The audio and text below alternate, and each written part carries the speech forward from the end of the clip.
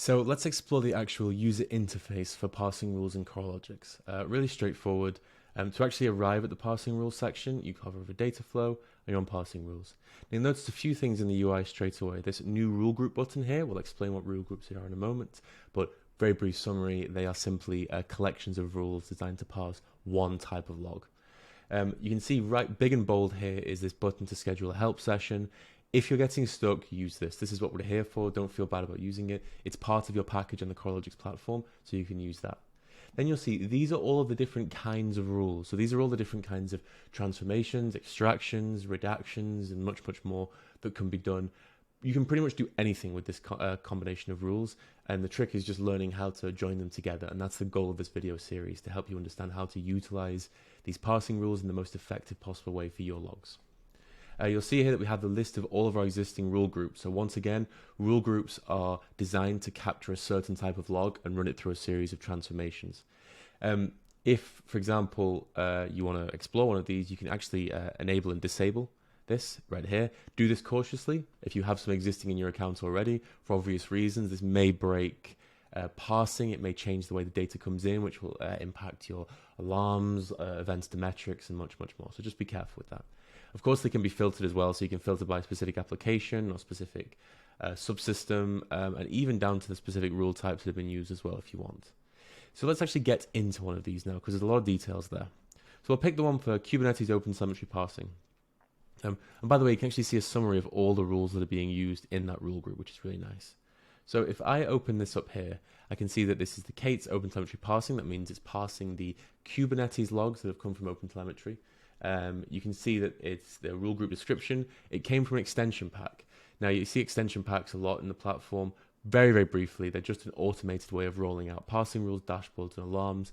So none of these rules were actually created for this account specifically, just an extension was deployed automatically. You can see a rule matcher here. Now, rule matchers are designed to help you zoom in on the specific logs you wish to parse.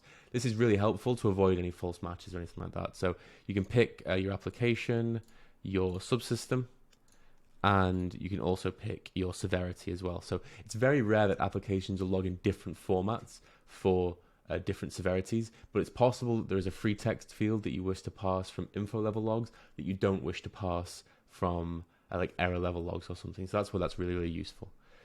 So let's get on to the rules. You'll notice here that rules in a rule group are joined together in a logical series. So rules are processed top to bottom. They're also processed in a really in a logical way as well. They can be joined together with ands or ors. And you can see here that stringify JSON field, parse JSON field, replace.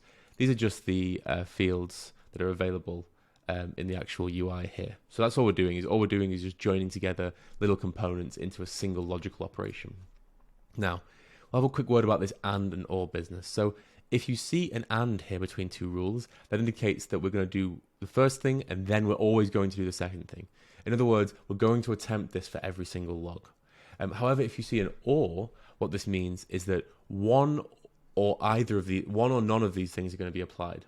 So either we're going to parse JSON field, and if it detects a source field text body, and it will say, okay, this is a match. This is going to work. So if that log does not have that field available, then it will go on to the next one and try this.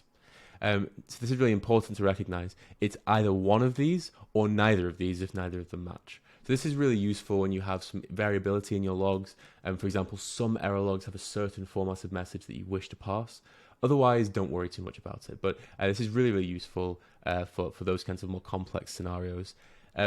So yeah, this is the and the or logic there. So do and if you just want everything to be ran really simply. You can also delete the rule group down here. And of course, you can save your changes. Even though this rule group is deployed from an extension, you can still edit it manually as much as you want. So you're not locked in there, which is really, really nice. Now, very briefly, we'll just have a quick explore of the actual UI around here. Just a quick recap of what we've done. You can see that we have the option to create new rule groups, schedule a help session, an ability to create a rule group directly from the rule you wish to do. For example, I just want to replace a field, just click replace. It will define a new rule group for you and automatically populate it with this replace option here. Very quickly, we'll just dig into some of these. So I won't go into all of these in detail because later in this video series we'll go through all of these different options. But you can see here that you have different configuration for each different type of rule group or rule, which should give you some indication as to how you should work with it. Throughout this video series, we're going to actually do an example for every single rule type, and that's going to make it possible for us to understand when it's most applicable, when not to use a certain rule, and much, much more. So that was just a brief overview of the user interface. Next, we're going to dig into some regular expressions, because as you can see, regular expressions or regex feature heavily in this feature. So thank you.